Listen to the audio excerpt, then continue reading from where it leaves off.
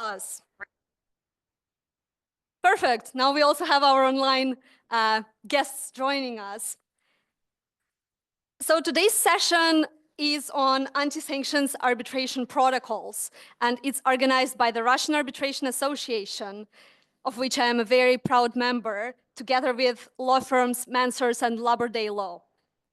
We are delighted to have all of you here today, and we hope that you're not too tired after yesterday's cruise or all those countless receptions and events of the Paris Arbitration Week. I was informed that we have nearly 70 people here in the audience today, and also more than 100 are joining us online. So the numbers are truly impressive, and we are very happy that people are interested in this topic.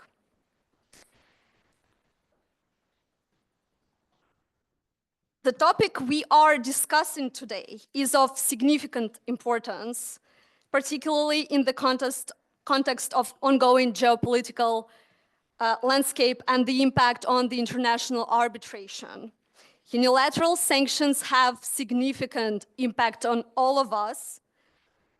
And in response, we, the Russian Arbitration Association, came up with a probable solution about which we will talk here with you today.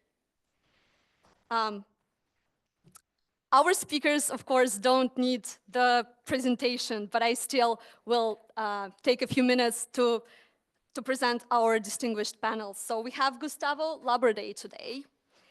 Gustavo has over 15 years of experience in international disputes, having worked with some of the leading law firms in New York, Geneva, and here in Paris. He is the founder of Labrador Law, and he has experience with more than 40 international arbitration cases.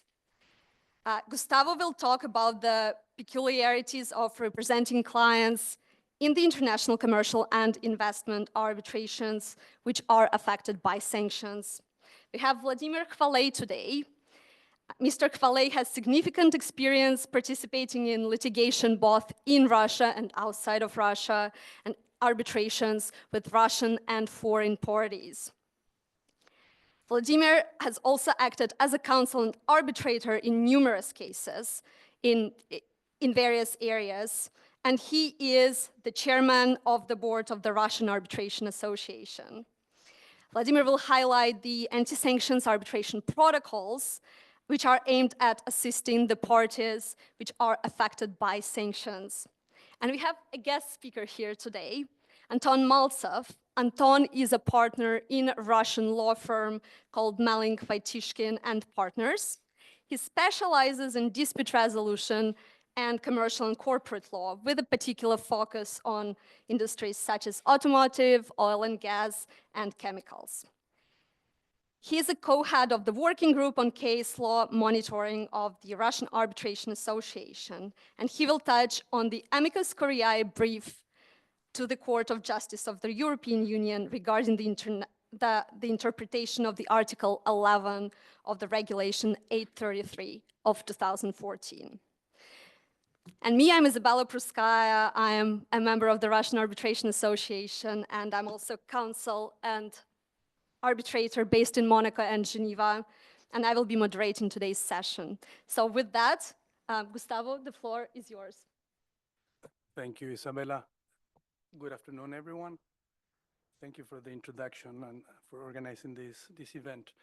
I'm going to be speaking, as you see on the slide, about difficulties of representing Russian parties in the present geopolitical context. And two preliminary comments. The first is that my comments are not just about parties under sanctions, because we've encountered these problems even with parties that are not sanctioned. So my comments go beyond the issue of sanctions, which will be discussed later by Vladimir and Anton in greater detail. And the second comment is that it applies to both Russian private parties and to also public entities alike. Although in the case of public and state entities, probably these difficulties are exacerbated. And these difficulties apply also both in commercial and in investment arbitration. And again, in the case of investment arbitration, the problems tend to be greater because usually we're talking about the state being involved. With that said, I'm going to flag 5 difficulties. The first one is, we can move on to the next slide, is the difficulty securing counsel. The second is the Western-dominated market nature of international arbitration. And there is a hidden difficulty there that I will flag in a few minutes. The third, we're going to focus on other difficulties very briefly, securing evidence, deceit, and logistical, and then a brief conclusion. Now, on the first point, securing counsel. Now, if we turn, Humberto, we can go to slide 6. We have the EU Charter of Fundamental Rights, right? Slide 6. And you can see that it says the second paragraph, second sentence, everyone shall have the possibility of being advised, defended, and represented. And this comes from this charter, which under EU law has legally binding effect as of the Lisbon Treaty in 2009, and it is binding upon all European bodies, right? That includes the European Commission, it includes the Court of Justice, and it's the EU Bill of Rights, so to speak. And you can see the language. It says at the start of every sentence, you can see it says everyone, right? There is no distinction between EU citizens, non-EU citizens. It's just no distinction, it's everyone, whether you're an EU citizen or you're not a EU citizen. And then on the basis of this right is that we see, if we can move Humberto to slide 3. I don't want to bother you with all the regulations. I'm going to just focus on this one. This was issued right in the aftermath of the military operation in Ukraine beginning in February 2022. And the EU issued a number of restrictive measures against Russia and designated persons, but they included this exception here in the case of Russian public entities, saying that notwithstanding the restrictive measures, it's still possible to continue representing Russian public entities in judicial, administrative, or arbitral proceedings. You can see in the last line. So essentially, I'm simplifying it for you, right? So if you were to focus on these 2 elements, right, Article 47 of the EU Charter, and then you see this EU Council Regulation 1269 from 2022, well, you would think that there would be no problem at all. It should be really easy for a Russian party to secure counsel. Wrong.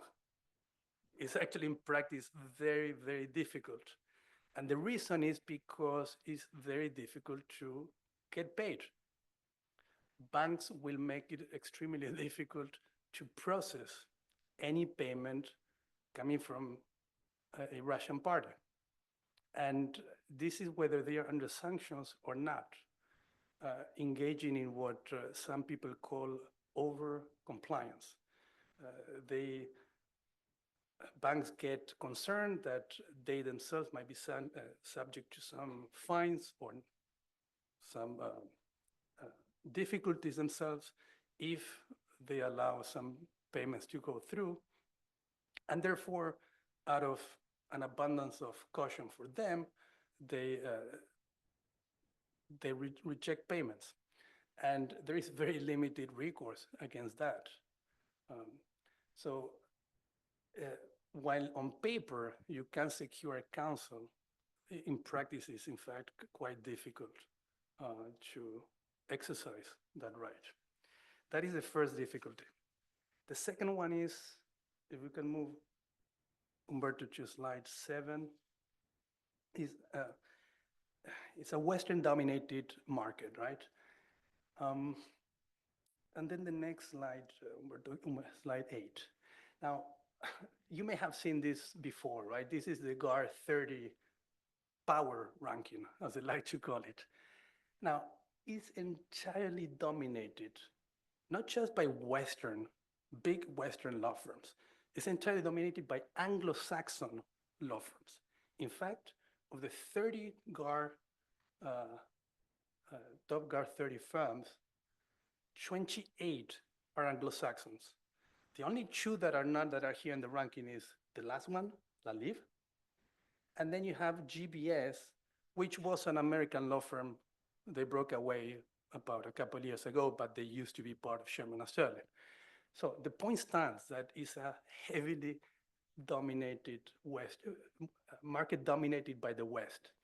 And of course, above these law firms sit the governments of the US and the UK. And they are not, to put it in the mildest possible terms, they are not in the best terms now with Russia. So the way as a politician you score easy political points is being tough on Russia. And from there, the line goes down. And for law firms, it's the same. Many of them issued open declarations saying they will not represent any more Russian parties, Russian state entities, or sanctioned parties. And so what do you do if you're an arbitrator and you want to make a full-time career as an arbitrator? It's very difficult not to be aligned with what is the prevailing view of the West, because either you already come from the West, you're part of this market and you come from it and then you become an arbitrator, or you have to be aligned with it to stand a chance of really having a career as an arbitrator. And if you're not aligned, then you're likely to be that one arbitrator who got 1 or 2 appointments and never was heard of again. So that flags the second difficulty, which is very hard to find suitable arbitrators. If we can move on, Humberto, to the next, to slide 11. You see, this is actually from 2017, and it is the ranking of the most appointed investment arbitrators. And you can see that with one exception, right, who is number 5, Orrego Vicuña, who passed away, he was from Chile, everyone else is exactly from the West. They are from the US or the UK or from Western Europe. And this stands to this day. Maybe now you may have one Latin American arbitrator, 1 or 2, who could come close to this top 10 list. And by the way, now Brigitte Stern has more than 100 appointments, so that shows that it's a little bit outdated. So,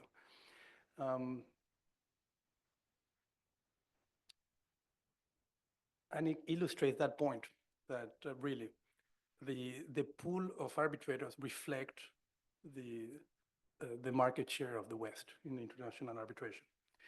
Now, that is the second difficulty. And if we can see slide 9, Humberto, the distribution of all appointments by geographic region, you will see that is 2/3, or 65%, they come again from Western Europe and North America. And how many come from Eastern Europe and Central Asia? That's 3%. But how many disputes come from Eastern Europe and Central Asia? That would be slide 10, the next one, Humberto. It's 25%. This is under ICSID statistics. That means that 1 out of 4 disputes at ICSID is with the Eastern European party, but only 3% of arbitrators come from that region. And so that is a special problem in the current geopolitical landscape. Now,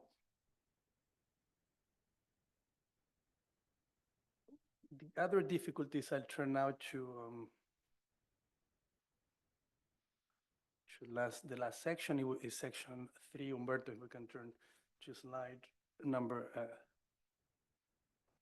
13. The other one is more really practical issues. The first is securing evidence. We encounter a lot of situations where expert witnesses, for instance, are initially willing to provide evidence up until the point that you tell them it's for a Russian party, for example. That's one difficulty. The second one is securing the seat. And of course, the most well-known arbitration seats are London, New York, Paris. But at the moment, although they remain, of course, excellent arbitration seats, for Russian parties, they might not be now the ideal seat. And probably places such as Hong Kong or Dubai would be better options of places that would ensure a greater degree or greater guarantees of neutrality, and also have some experience in arbitration. Serbia, for instance, we have here in Nemanja, the courts would likely also be neutral, although it's unclear they have much experience, the Serbian courts in international arbitration. So with that said, time for the conclusion. The point is that nowadays, in the current landscape, it's extremely difficult for Russian parties to exercise the right to a fair and neutral proceedings.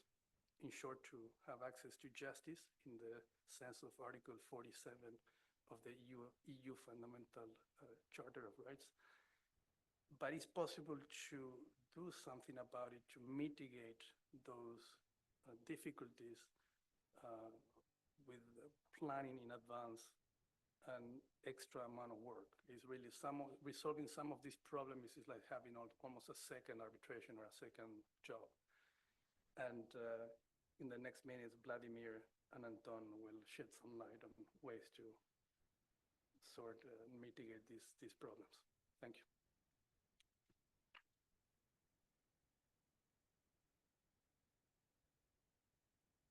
Many thanks, Gustavo, for summarizing what those problems, which I'm sure all of us have encountered in our practice in the recent years, have encountered. We can now take one or two questions from the audience and also from our online audience, if you have any. Anyone? Sure, the very last row, please. Do we have a microphone? Thank you.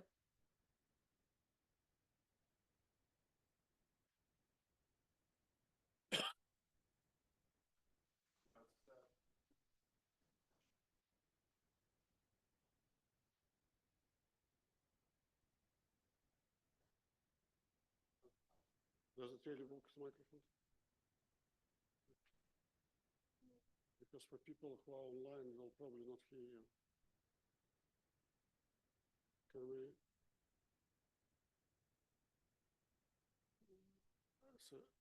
As a practical solution, why don't you come here? Yes, yeah.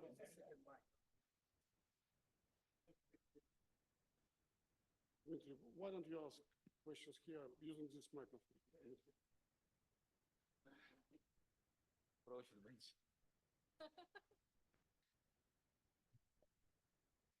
Yeah, it's very.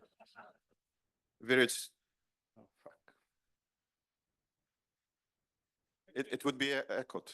Yeah, very strange experience standing close to the closer to the tribunal and speaking at the same time. So very good statistics you demonstrated, and I tend to agree that domination has been in place for many years. Although I'm not entirely agreeable with you on current situation and the GAR 30 ranking, which you showed correctly, I think it's doesn't entirely reflect the current situation with Russian firms. And, you know, I'm sure that many or some Russian law firms, even who sit here, should be ranked there by objective statistics and by objective figures. The only reason why Russian firms are not there is that GARD stopped ranking Russians.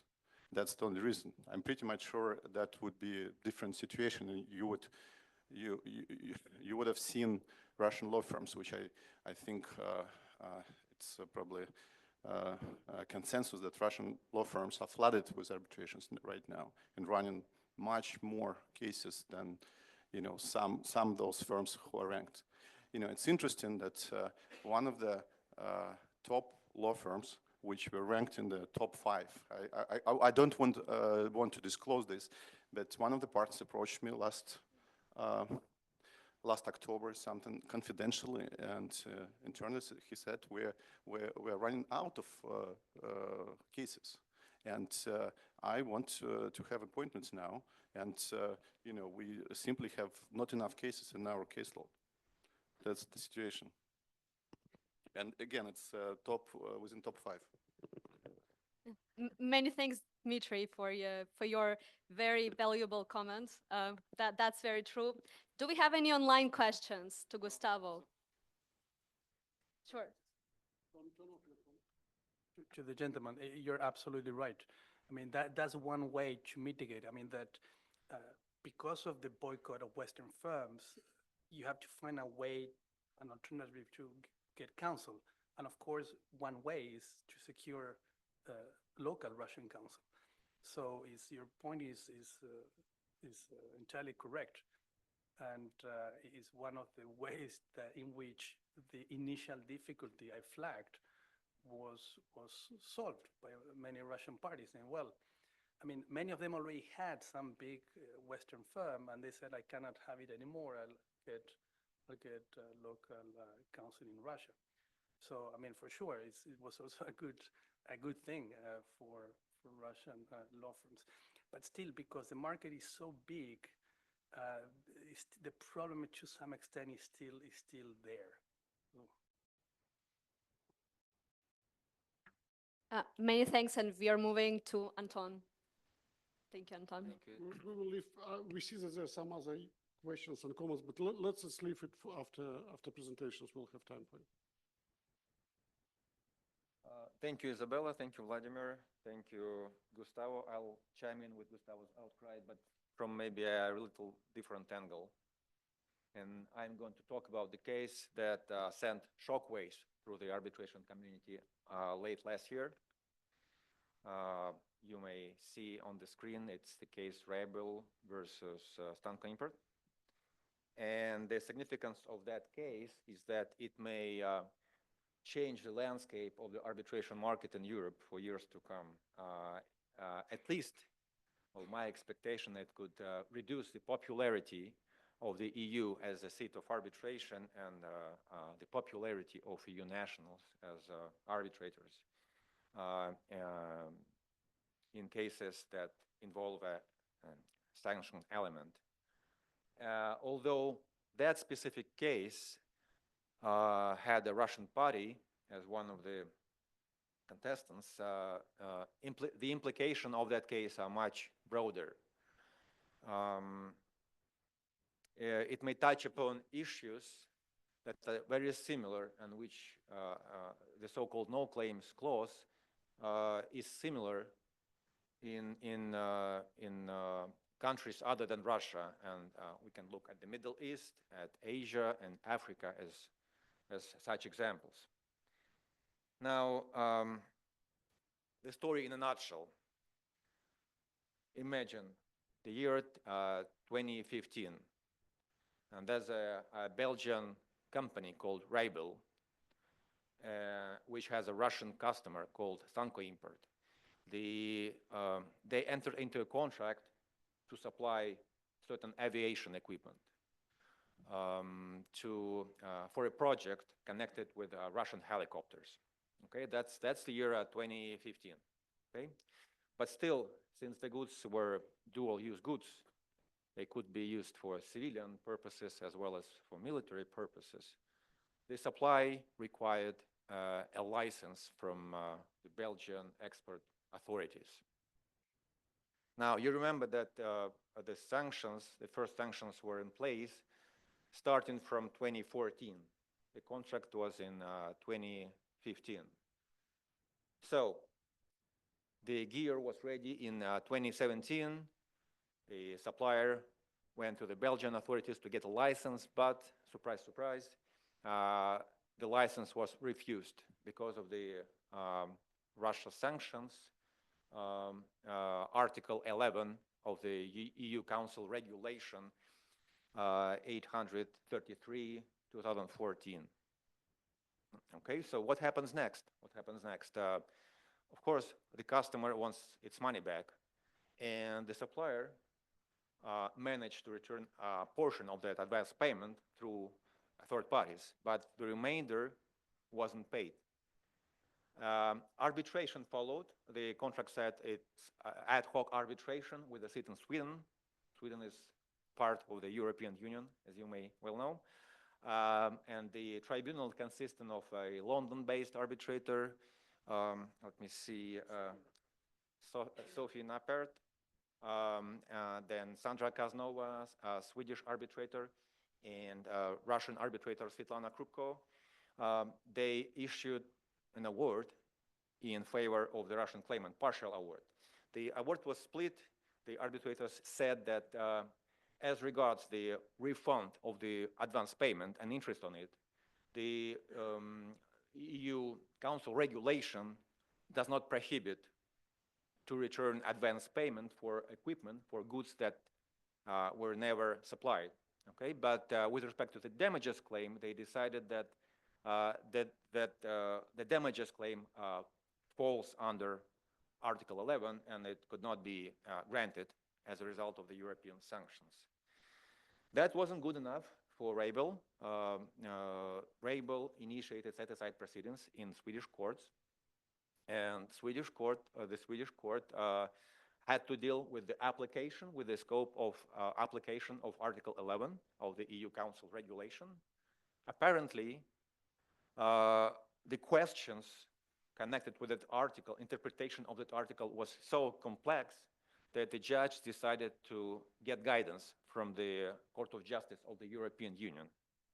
And the judge sent a request to the European Court, to the Court of Justice of the European Union, asking them to get to give that guidance. Next slide, please. No, back. Now, I don't really like slides with the text on it, but and I know that for the most part lawyers are short-sighted, but I'll try to make it easy for you. In essence, that article contains three major points. First off, it's so-called no claims clause. It says that no claim shall be satisfied if that claims comes from a Russian party, Russian party under a contract that's affected by the EU Council regulation. Then next, it says that in any enforcement proceedings with respect to that claim, the burden of proof that the claim is outside of the scope of the regulation, it lies on that Russian claimant. And lastly, it says that the affected Russian party always has right to judicial review of the dispute. So these three, you can see that the terms used are quite broad and vague. What is a satisfaction of claim? Is it the making of an award by the arbitrators which grants the claim, or is it the payment of the claim on the basis of that award, or is it the enforcement proceedings? Not clear. Now, the article says judicial review. Does it mean that it only concerns courts, national courts, but not arbitration? Not clear. So, next slide. So because of those uncertainties, the judge asked the European Court to answer 3 questions. First question, does Article 11 apply, prohibit or prevent out-of-court settlement of claims? Does it allow the parties to agree on the satisfaction of the claim, or does it not allow such an agreement? If there is no agreement, then it could mean that the dispute is not arbitrable. A second question put before the European Court.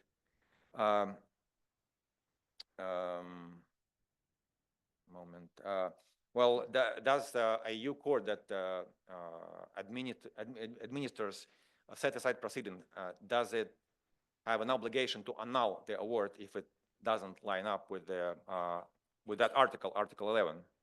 And lastly, does Article 11 allow the repayment of funds paid for goods that were never supplied? Okay, so next slide. So what do we have now? The European Court of Justice has to answer those 3 questions, but the Court of Justice isn't that fast, to be frank. The average time span is from 12 to 18 months, and the case was initiated last year, so which means that we may not even see the outcome this year, maybe early next year at best. But anyhow, the case could evolve, could produce 2 outcomes, as always, bad outcome and good outcome. I was speaking with someone in the audience before our event, and the prediction is that in the current political environment, the bad outcome seems to be a reality. Well, you never know, but everyone is afraid of that. We should be, but we should, when talking about the bad outcome, we should remember about the drastic consequences that such outcome will produce. So first off, as I said, it could reduce the popularity of the EU as a seat of arbitration. Since in the current environment, there are sanctions, a sanctions regime by the EU against several countries, not only Russia, and second off, there are secondary sanctions. And with that uncertainty in place, serious businesses would not want to take that risk. Second, EU nationals as arbitrators. As follows from the EU Council regulation, it is mandatory for EU nationals. So the question is, would parties really want to nominate EU nationals as arbitrators in cases where this Council regulation might potentially apply, or similar regulations involving other countries in the Middle East, Asia, or Africa? Now, third consequence is that this blunt refusal to grant Russian claims could be seen as expropriation of property, which could lead to investment arbitrations. And lastly, we will see many anti-suit injunctions and exclusive jurisdiction disputes as a result of such an outcome. So what we at the Russian Arbitration Association did in March this year, next slide, we raised awareness, at least that's what we're doing right now. We prepared an amicus curiae brief that we filed with the Court of Justice of the European Union, explaining to the judges that they should strive for a better outcome. And a better outcome is basically, could be to say that Article 11 doesn't make claims of Russian parties non-arbitrable. Second, there is no prohibition under Article 11 to repay advance payments, to repay advances for goods that were never delivered. And lastly, what we pointed out in our amicus curiae brief, that the phrase satisfaction of a claim doesn't mean the making of an award, but rather the payment on the basis of that award, or maybe the enforcement proceedings, but not the arbitral process itself. So, last slide, please. What we do next, raise awareness, spread the word. If you have cases where arguments proposed by the Russian Arbitration Association are relevant, put them to use. We need to get at least some assessment. And I should tell you that the European Court, they formally said they could not accept an amicus curiae from a private party, although I'm sure they read it. So if there are any other possibilities to put it to use, to plead those arguments, please do so.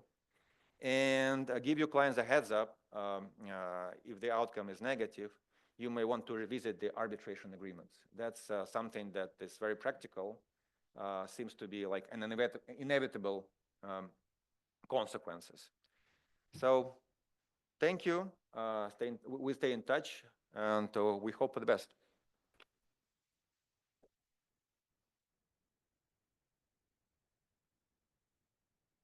Many thanks, Anton. We clearly only hope for the best outcome and not the worst outcomes, as you've mentioned. The amicus is available online. If you are interested, you can download and read it. And we would also share the slides with everyone who has registered online or offline, so you would have the access to the slides. And we also would have a video recording of our today's event. So also, if you would want, to have a look at the references or refresh some of the points in your memory, this would be available. Due to the technical difficulty with the microphone, we would only take one question for Anton at the moment, but please keep your questions if you have any for the Q&A session, which we would have after all of the presentations. I see the question. If you could please come here to the microphones. It's not a bug, it's a feature. Yeah. Because we have online video, we need to see the one who is asking question. Yeah, everyone. And you have to speak loudly if possible so that people online can hear you as well. Hi, everyone. Great, that's awesome, thank you. Yes, a question to Anton. You mentioned that parties will not You want want... to introduce yourself? Yeah. Yeah. Actually, not me, but my colleagues, yeah. My name is Vadim Vonukainin. I'm a partner at DGP, Russian law firm. So question to Anton. You mentioned that parties will not want to appoint EU nationals for disputes with sanction element involving Russian parties. But if you are a respondent, you would obviously want to appoint the EU national, which would follow the rigid approach of sanctions law. So my question is whether a Russian party or other party in such case would be allowed to challenge such an arbitrator. Well, actually, it was one of the questions that I discussed recently with a client. Actually, if a Russian party wins a case, it's a no issue to get it enforced in a foreign jurisdiction, even with the EU nationals on the arbitration tribunal. But if it loses the case, there's a good argument potentially for the Russian courts that why this award should not be recognized and enforced because of the EU national on the tribunal. I see that point. Whether the Russian party could challenge, make such an argument if that same party nominated the EU national, I think it's doubtful, at least judging by pure language of the law.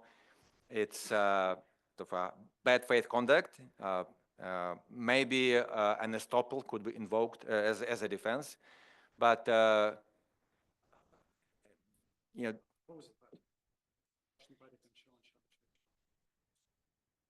no, the opposing, I see no issue. I mean, if the Russian party nominated a EU national as arbitrator and then challenges the award, that would be a bad faith conduct, in my view. But these times anything can happen. Maybe it will be accepted by a Russian judge. That's not excluded, at least.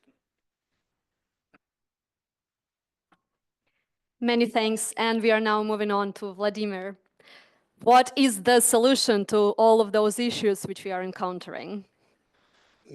Yes, thank you very much, Isabella. Before I start to talk about the proposed solution, so-called anti-sanction arbitration protocol, I'd like to talk a little bit about the history of arbitration. Can we see next slide, please? I want to talk here about so-called Alabama arbitration. This is the case which is often mentioned in various arbitration conferences when people are saying that arbitration saves the world from wars. And as a good example, when the war was prevented because of arbitration, very often refer to so-called Alabama arbitration. This was the case where during the Civil War in the United States, the United Kingdom was in a breach of its obligation to be neutral to this war between North and South, and it built several ships, which was considered by United States that it's breach of neutrality of United Kingdom. And the parties were, I mean, United States and United Kingdom were really in a very close to start military operations against each other, but luckily they agreed to settle this dispute by arbitration. Next slide, please. So they were appointed 5 members of the tribunal, one from UK, US, Italy, Switzerland, and Brazil. They decided to meet in Geneva. Decisions were to be made by majority, and according to the protocol, which was signed at that time, the decisions were to be taken based inter alia by principles of international law. This is a picture from Wikipedia of the tribunal, which resolved the dispute at that time. Next slide, please. So the hearings were held at Hotel de Ville in Geneva. The final award was formally read in September 1872. It was interesting that according to some articles about regarding this arbitration, the British arbitrator was an hour late, appeared to be very angry, did not sign a word, and produced a massive dissent, which was, again, according to the authors, couched in an immoderate and unjudicial language. We know, of course, this famous article by I can't remember, Good, Bad, and Ugly about dissenting opinion. So it was ugly dissenting opinion. What was interesting about the outcome, United Kingdom was held responsible for 14.5 million in gold. Just to get you idea how much it is, if you measure by equivalent of GDP, it's comparable to equivalent of 150 billion pounds. And in terms of gold, I Googled how much it will be in gold. You'll see it will be a significant piece of gold, which actually was paid. So British government pays this amount, which was awarded by the tribunal. Next slide, please. And Alabama arbitration was a significant stage in development of international arbitration and also international relations. It inspired Russian Tsar Nicholas II and US President Theodore Roosevelt to make arbitration a more effective means for resolving international disputes. And as a result of the Hague Conference of 1999, the PCA was established. Next slide, please. I submit to you that if Alabama arbitration would happen today, it will never end up with a board. Why so? Here I produced a table game which was designed by me a couple of years ago. Russian audience obviously are familiar with Russian fairy tale called Kolobok. Kolobok is kind of cake which was cooked by old man and old lady because they did not have kids, and then it escaped from them. And when he walked away, he faced various animals and told them the same story, luckily escaping these animals until it ended up with fox, and fox ate this cake. So it's young kings like very much this fairy tale. So when I tried to summarize the obstacles, which some of them were voiced by Gustavo, I came up with like 12 obstacles which sanctions company, Russian sanctions company could face, for example, in situations they would like to get advance payment from United States company in case Russian company is on sanctions. Start with instructing counsel, to which Gustavo referred. than to pay arbitration fees, because today it's mission impossible to pay arbitration fees, being in Paris or in Stockholm. What is interesting, recently we received a pretty interesting letter from Stockholm Institute. We finished arbitration. There was a remaining part of deposit, and Stockholm Institute said we cannot pay you back the remaining part of deposit because it will be breach of European regulation. And I said, how on earth? I mean, you could accept deposit because you're saying it falls within exception, but you cannot give back the remaining part of deposit. They said that's the way how we read it. It's like, you know, giving visa to attorney to come to a court hearing to represent the client and not allow attorney to leave the country, because leaving the country is not access to justice. Getting into the country is access to justice. So I cannot agree, but that's the way how Stockholm Institute interprets it. And then, of course, we have an issue with compliance of arbitration institutions. While it goes smoothly, but there's one very sensitive issue which people do not talk today. Institutions are getting permission from various regulators. And in getting permissions, they're disclosing pretty sensitive information about the parties. And God knows how these regulators will use this information. Because if you're under sanctions, they're looking at your counterparties, the banks, which are making payments, transport organization, we are making transportation. So this information potentially could be released by institution to regulators, and it could result in secondary sanctions. Then, of course, we need to get sanction-free tribunal, which is challenge, as Anton said today. Then we need to find expert, and Gustavo also a little bit touched upon. For example, we had a case where EU competition law issue was at the head of the dispute. I personally sent email to 15 leading experts on EU competition law, and all 15 of them declined to act for my client. So how could you represent your case if neither of experts on EU competition law is prepared to act on your side? Then, of course, we have imperative provision of applicable law, which Anton talked. Then you need the award to be survived at the place of arbitration, and then you go to place of enforcement, and finally you need to go to a FAC and tell a FAC why you need to enforce the award. So if you consider all these hurdles, I think we come to a situation where we could say that by using terminology of New York Convention, arbitration agreement is incapable of being performed. And what is the alternative? Unfortunately, for Russian companies, alternative is not a good one. We call it litigation river, because if you cannot overcome a hurdle, you fall in a litigation river, i.e. Lugovoi law.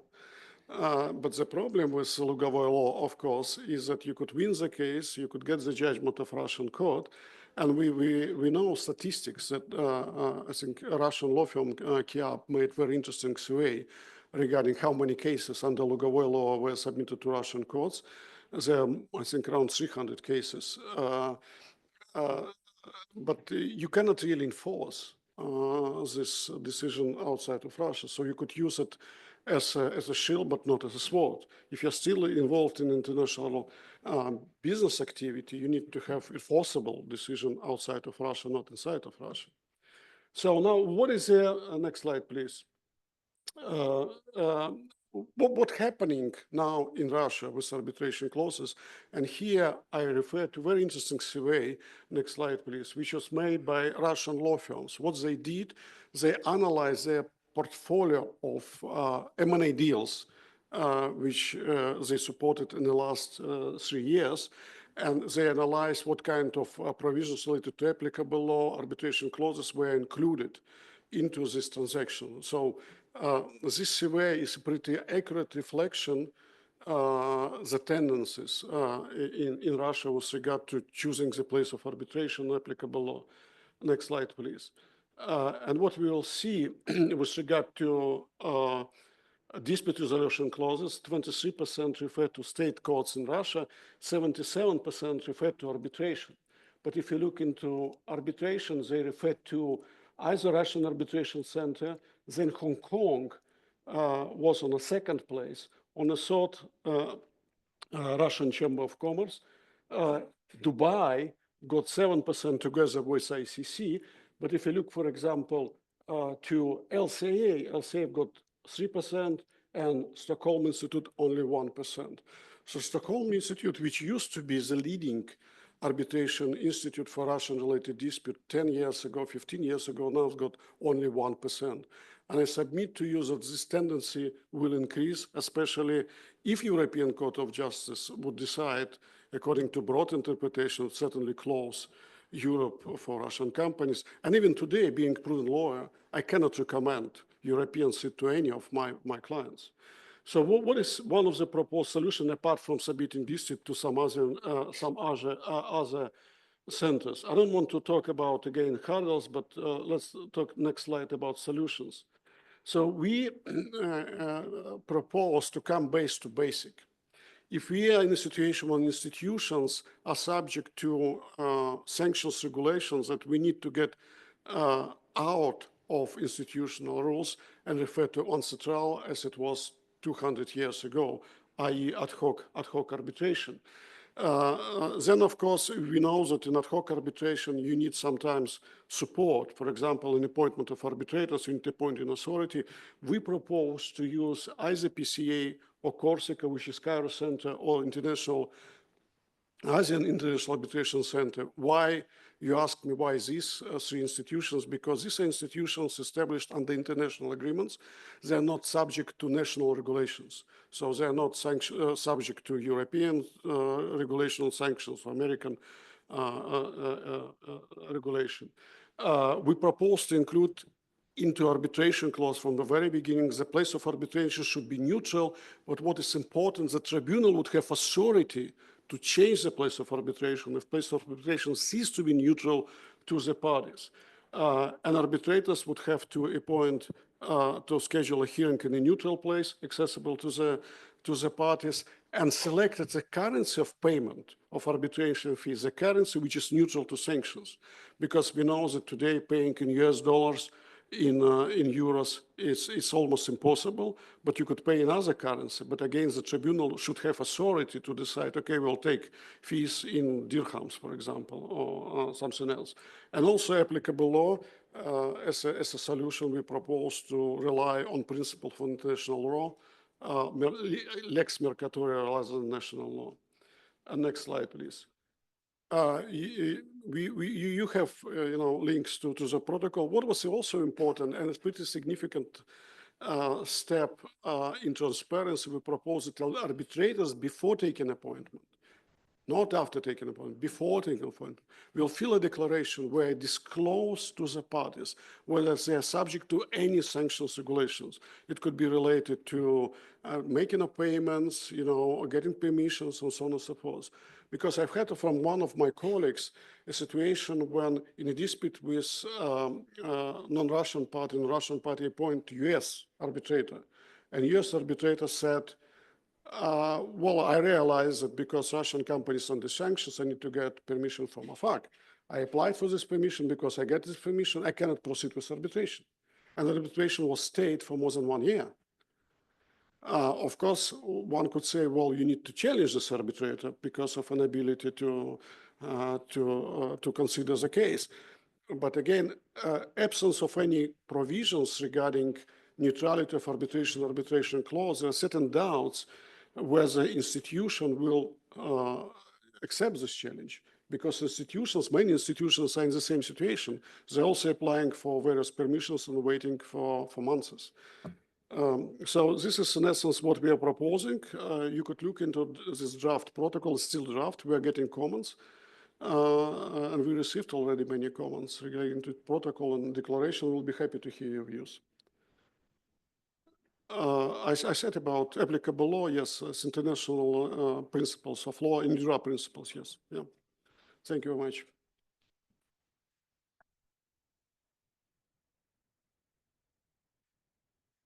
Thank you very much, Vladimir. And I've received some really good news. We have the microphone, so we would be able to do the Q&A session without coming to these tables here. But before we do this, let's make a little survey. So how many of you have already accessed those documents before the event today? How many of you have already seen the documents? They were... Well, we encourage you to access them. You've all received the links when you've registered, and you have the QR codes here to get familiar with them and to share the word about this potential solution to the problem. Now, today we have a very special guest in the audience with us, Alexey Dudko. And we have a microphone. So Alexey is a founding partner of Level Legal Services with over 26 years of experience in international disputes. And Alexey will tell us about a very important topic about the neutrality of arbitration and in the sanctions context specifically.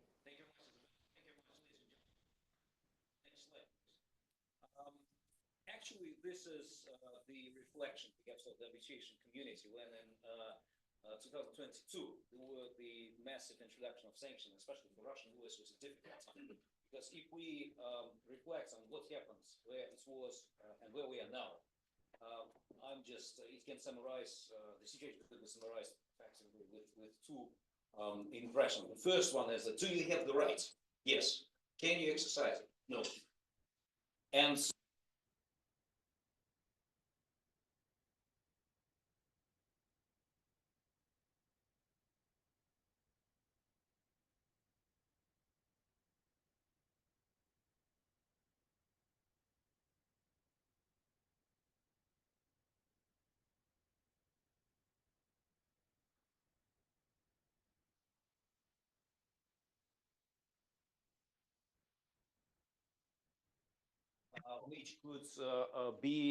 which is quite provocative on the one hand, and on the other, I think will give quite a lot of thought for the arbitration community as to existing challenges, because what we have is, I think the most dangerous is complacency, that everything is all right and things are within the model, where in fact they're not. Well, for example, coming from the jurisdiction which is very much affected by sanctions, which try to summarize with these impressions of the work we've done.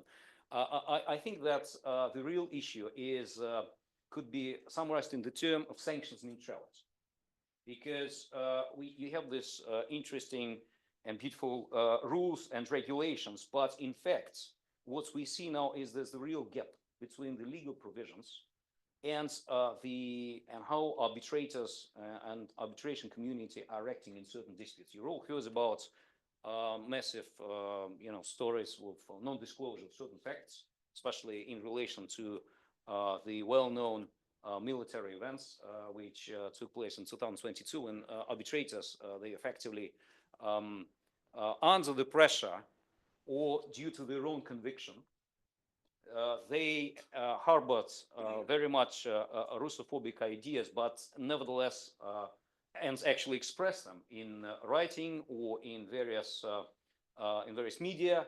But nevertheless, when it came to the appointment, they said it's all right. It doesn't affect anything, and not being honest is obviously it's the issue for themselves. But when you are in the seat of the arbitrator, in the driving seat, that's the issue. And it doesn't matter whether you're driven by the cancel culture or you have the peer pressure, but there are certain things, to disclose. And what we see is that the legal requirements which are there, they are not adequate to a certain extent. And for the parties and clients who are affected by sanctions, we have the issues connected with the fact that the existing legal framework does not capture these difficult cases. There are 50 shades of gray. But, you could end up having, as an arbitrator, or worse, as a chairman, a person who has a strong bias in relation to one party. And unfortunately, the existing legal framework is not sufficient enough. Next slide, please. What we see here, and I'll be very quick, is that what are the possible solutions? I think you have all seen the remarkable outflow of disputes related to Russia and the region to the east. And I would say that one of the solutions to the situation, which is worth mentioning, is of course the initiative of HKIC, having adopted the policy on proceeding affected by sanctions. Now, it might be the solution not to change the rules overall, but to have some kind of standalone satellite documents to arbitration proceedings. Now, two things which are important. The first one is constitution of the tribunal. The term neutral is being brought here, and the rules are proposing appointments of a neutral who is not a resident or a national of a country affected by sanctions in case of their prohibitive nature. And there should be administrative assistance in place, not also in terms of the appointment of the right to arbitrate, but also in terms of payments. Now, there's a remarkable initiative of HKIC where they teamed up with the TIAC, the Tashkent International Arbitration Court, whereby effectively the payments could be made in Tashkent for HKIC, whereas the disputes could be administered and proceeded under the HKIC rules from Hong Kong.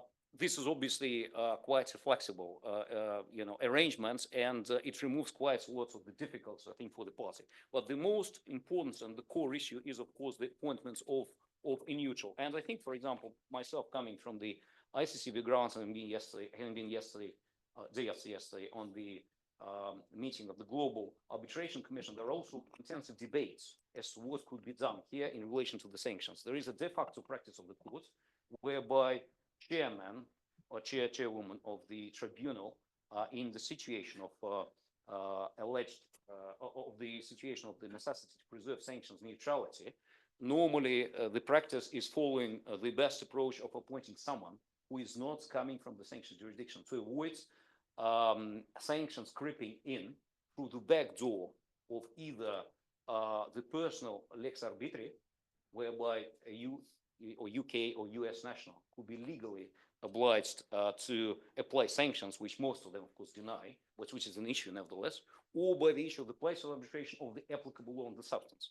Now, interesting, these issues are all addressed in the ASAP, and it's, of course, the situation for us to bring forward. And last slide, last not least, I think we're all covered by difficulties and ice from everywhere. Now, I think the good thing about the ASAP is, of course, the fact that it offers a systemic solution. And I think from this perspective, it's remarkable. You can agree with it or with not. And of course, obviously, arbitral institutions will take a different approach. But the understanding is quite clear that if there's no action is taken, then obviously such institution will gradually lose all the disputes related to a certain region, and it will flow eastwards. So I think from this perspective, ASAP is a fresh and initiative which deserves significant attention and worth discussing by the arbitration community in a serious way. And we all hope that it will be enriched by our ideas and discussion. Thank you so much.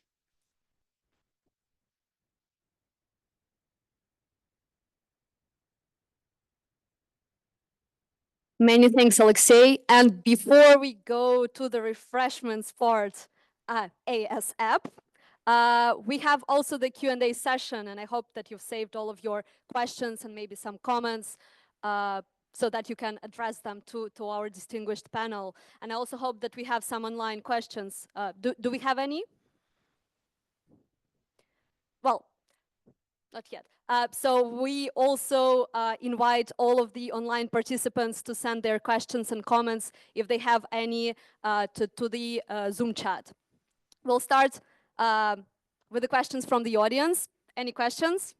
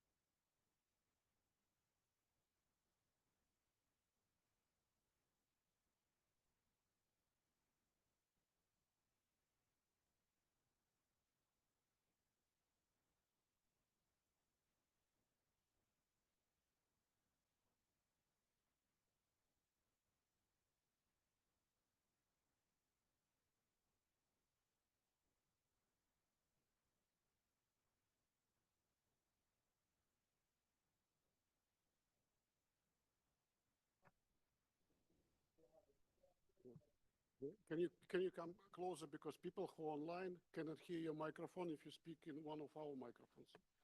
But I understand that I'm not going to repeat everything, but I was concluding. okay, thank you. Yes, well, still, if somebody wants to make comments or ask questions, please come here, because people online cannot hear from this microphone. Okay. Any more questions? Anyone? Yes, sure. If you could please come. We are very sorry for that. So I think this one works just fine.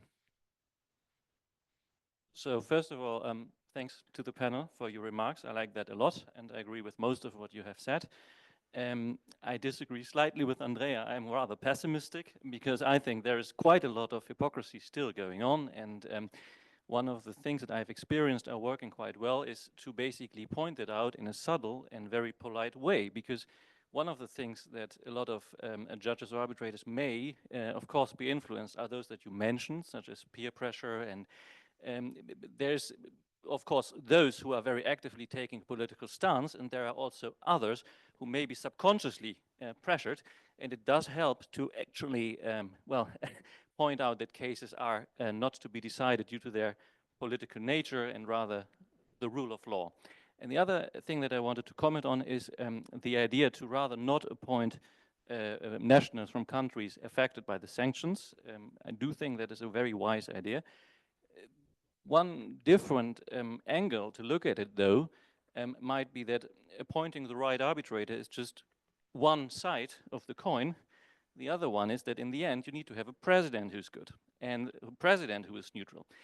And it may help to appoint an arbitrator who is very well connected in the Western world to make sure that he or she, together with the other one, end up selecting the right president. I think this is really essential and shouldn't be underestimated. Thank you. That's for sure. I mean, choosing the right tribunal is the most difficult part in arbitration.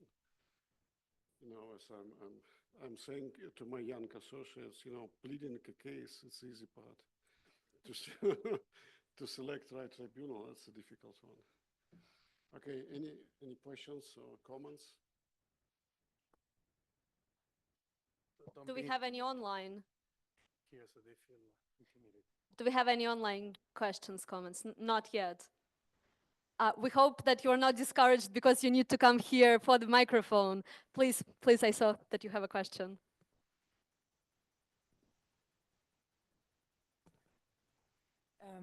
Hello, my name is Yulia Tsukanova, and I'm arbitration litigation practitioner in Paris. It's not a question really, it's more an observation also from my practice. I work a lot with Russian clients in Paris, and to follow up on Andrea's comments, I experienced actually problem not only with experts, but also with asset tracing companies. Because at some point when, for example, a Russian party is looking to enforce the decision in France, award or court decision, I encountered situations when, I basically had to draft a memorandum on how the Russian party could enforce the decision, even if it's not sanctioned. And then the banks are the second problems I encounter a lot is basically, even if the transfers are made not from Russia and not from a Russian bank account, banks just automatically, without even looking at whether the party is sanctioned or not, or activity is sanctioned or not, say, we don't want to do anything with it. And I, until recently, worked at a law firm, like French law firm, where basically the law firm's account said, well, we cannot accept the money for the payment of the fees. So yeah, it is a pretty problematic. I think French market, to some extent, is problematic in that regard. But I hope that in the future things will gonna change and it's gonna get better. And thank you very much for the very interesting presentation today.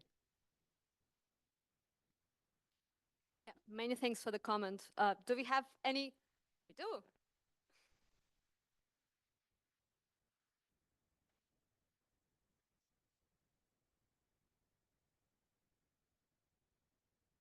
Thank you very much. I was not going to take,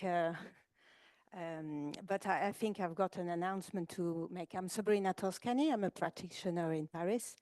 I decided to attack banks and insurance company, two of them, who decided to terminate contracts without reading the regulation. And since the rule of law is important to me, I stepped in that move. But I was going to say that I'm part of an association called Stop Russophobie, registered in Paris.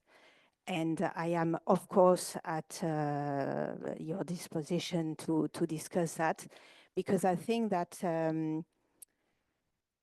as a lawyer, the rule of law is important to me, and against political positions and stances, I think that the philosophical and cultural debate is important. And perhaps joining a fight on the cultural shared values and philosophical thinking of all this situation could be of help. And as a martial arts practitioner, I like to use the arms of my enemies and try to turn their force against them. So that's it. Stop Russophobie. I will give you the details. And I took the word from the founder without asking him, but I think that's the right spot to do it. Thank you. Well, thank you very much. I think it's very important, interesting initiative. And if you send me or us some materials, we'll distribute to participants of this event after that. Yes. Well, basically, my message in my presentation was you need to resolve. You need to have efficient way of resolving dispute, not because you know there should be justice, but because in absence of such means of resolving disputes, people are trying to use other methods. And we see, unfortunately, as a result of it. Yeah. Many thanks. Yeah, I see that there is another question here, or maybe rather a comment. Thank you. It's more a question. Tom Crisp, I'm a practitioner in London. And I was going to ask that you were commenting on how you see arbitrations moving eastwards to deal with the problem. We've also noticed how Russian parties are avoiding the arbitration clauses completely and instead going to the Russian courts. And I was wondering if you see that in practice in Russia a lot, and whether you see that as a short-term reaction to whilst contracts are then renegotiated to provide for this eastward shift in arbitration, or you think that's a sort of the other way of dealing with it, and that's there to stay as well, the sort of avoidance of arbitration clauses? Yeah, with regard to submitting disputes to Russian courts, I think what we've seen in statistics is rather reflections that both parties terminate contracts were Russian, so for them it was more or less natural to go to Russian court or Russian arbitration. When you deal with foreign companies, of course, you would rather submit it to arbitration. With regard to the tendencies, I think of moving disputes to Asia, I think it's a pretty long-term tendency. If I'm not mistaken, Singapore International Arbitration Center last year registered 24, 25 cases involving Russian parties. So 10 years ago, statistic was 0. Now we have in Singapore pretty significant number of Russian parties. With regard to HKC, I don't have exact statistics, but we've seen on the surveys that there are a lot of references to HKC. Well, unfortunately, I think for London, it's a pretty long-term tendency. Well, for me, I mean, it's a pity. Well, I'll be honest, the challenges we face with arbitrations being not in Europe, and arbitrators not being European, because we talk to our colleagues and we're saying, okay, if you're not appointed UK or EU arbitrators, whom we do appoint, whom do we know, first of all? And you start to think, who do you know in the Middle East, whom do you know in Asia? And I'm sure there are a lot of able arbitrators, but they're not known to Russian practitioners. So we're struggling between, okay, we should not appoint you, but whom else? That's the problem. Yeah. And of course, I just recently, last week, received in a difficult case award signed by Swiss arbitrator. And from my ICC background, I remember I read a lot of draft awards submitted for scrutiny. Swiss arbitrators are one of the best, I believe, in the world in terms of quality of proceedings. And a good question, I mean, how we could find a substitute, whether we could find a good substitute of the same quality. So this is why for us, I think, and all sitting for us, it will be better to resolve this issue on institutional level. I think institutions, instead of saying, you know, don't worry, everything is okay, we are controlling situation, I think they should raise this issue on higher international level and get exception, which will be directly applicable to all involved, council, banks, you know, whatever, insurance companies. So if you're talking about justice, it should not be, it should be a general exemption, and you should not go to a FAC every time when you need to appoint arbitrator.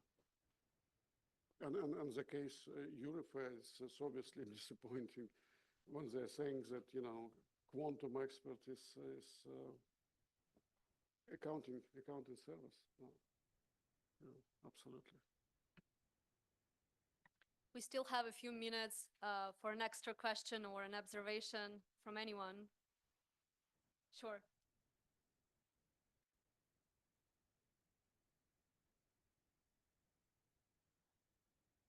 Rosanna Grosso, I'm in-house counsel. I will read with great interest the protocol and the proposal you are making.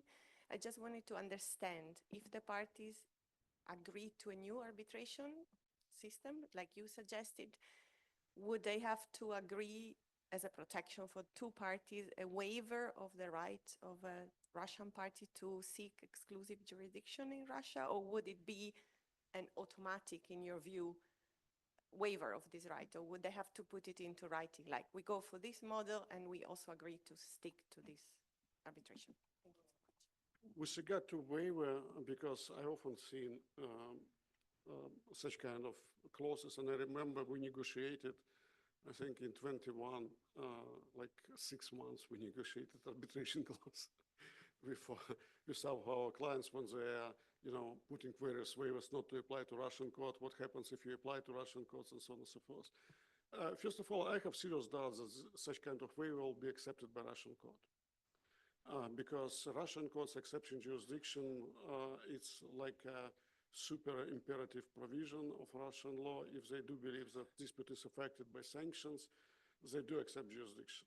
Of course, you could argue in other forum that it is breach of waiver, therefore there should be remedy for this breach of waiver. But as to Russian courts, most likely they will accept it. However, applying this protocol would significantly reduce the chances that Russian court would accept jurisdiction. Because in situation, you need to, well, frankly speaking, the test applying now in Russia is pretty broad for taking exclusive jurisdiction. Any issue of sanction is enough to accept jurisdiction. It does not really matter whether de facto you are preventing from presenting your case. The fact that you are in sanction list or subject matter sanction list is enough for Russian court to accept jurisdiction. What we are trying as a Russian Arbitration Association, we are trying to do it in both ways. And we are going, because now this Lugovoy law will be subject to scrutiny by Russian Constitutional Court. And we are currently preparing amicus curiae also to Russian Constitutional Court, because we are trying to work on both directions. And the idea we are advocating is that you should look also into substance, because if company is not even under sanctions, not preventing from participating in arbitration, there's no basis to accept exclusive jurisdiction of Russian court. So I hope the situation will change sooner or later, but of course efforts should be done by legal community on both sides of the border. Thank you very much. Any questions or comments?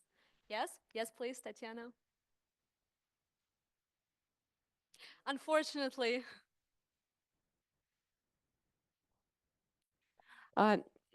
Dear colleagues, my name is Tatiana Nevieva. I'm a managing partner at Verbo Legal, and we appreciate a lot and we welcome the attempts of Russian Arbitration Association to make this amicus curiae, which we wanted to participate in actually, but I have to confess that we are now having an HCAC arbitration, and we have a contract governed by Hong Kong law. So we started looking for the counsels, and nobody wants to take our client. So first, it was also my view, it has all these years been my view that Hong Kong is a neutral jurisdiction. I would recommend my clients many times to choose HCAC as the forum. And of course, one of the purposes for this amicus curiae was to say to the Constitutional Court that actually maybe HCAC should remain in the eyes of the Supreme Court of the Russian Federation, also the neutral forum. But after I faced this problem these days, I started doubting. Well, my question to Tatiana, did you apply to international law firm office? No, I even told my associates to look who represented Roskam Alliance, and we tried to reach those associates. So far we just face responses like, due to my other commitments, unfortunately I cannot take this case, etc. So yeah, that's a shame, and it's a bit upsetting. I hope that local law firms at least would be able to take on our assignment.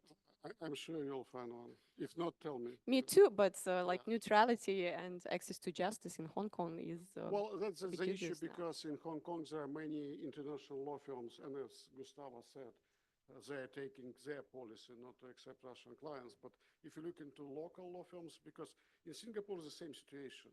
International law firms in Singapore, they do not accept assignment from Russian companies. But if you look to local law firms, many of them do. If someone has a recommendation, I would appreciate a lot, really. And I apologize for casual dressing because I'm heading to the airport. So maybe if within the next 5 minutes somebody tells me whom to address to, that would be great. Thank you. Thank you very much. We have time just for one last question, or maybe comment, if any. Well, I think it's really significant how we received so many comments from the practitioners and then a few questions from the in-house side.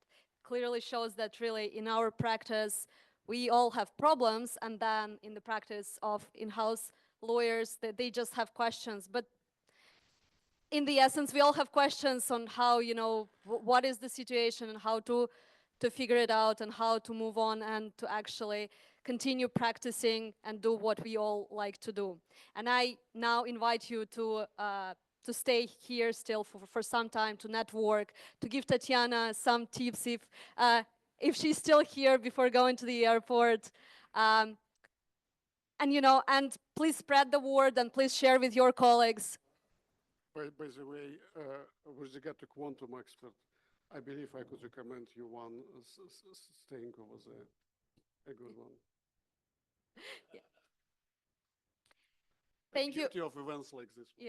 Yeah. Thank you all very much for coming. I've calculated how many people we have at the very end. It's more than 100. A few people left, but it's truly significant that, you know, so many people are really concerned with what is happening, and it's not only Russians or Russian speakers who are interested in the topic. With that, no, sorry. no, just your got microphone one is on. quick observation, but I don't know if it's possible to put up the slide just for to make a final positive comment. Sure. Yes. Do we have the slides, Umberto? Let's put it number 10 that I mentioned. Some brief. Yeah. Yeah. Slide number 10, right? Yeah, I want to start over. So this one, remember, that's the breakdown of the origin of all arbitrators appointed in at exit, right? And this is the all-time stats, more or less, right? So taking into account every single appointment. And you can see it's, right? No, sorry, I got it wrong. It's slide 9, the previous one. 9. So this one, you can see this one. So you can see it's 65% from Western Europe and North Africa. That's 2 out of 3. Now, this is again the old time. If we go to number 12, Umberto, here, 12, next, no, 12, next. Yes. Here you can see that now there is a new number 2, and this is just for last year. This is 2024. The first time, look, South America. They got 20%, they go above North America. First time ever. Now, this is, of course, one reason for this is there are more Latin American disputes. But the second reason is Russian parties are also appointing more from Latin America, precisely because they are trying to find a way around the Western market domination. And the positive note is that, in a way, this is in line with the diversity policy, that we want more diverse pool of arbitrators. So, you know, it's also, there's some positive side to the geopolitical situation. Thank you, Gustavo. I really like how you're looking for the positive effect of the negative thing which affected all of us. Vladimir, do you have any final comments? Any final comments? Everything has been said. And with this, we will conclude our event. Thank you very much for coming again.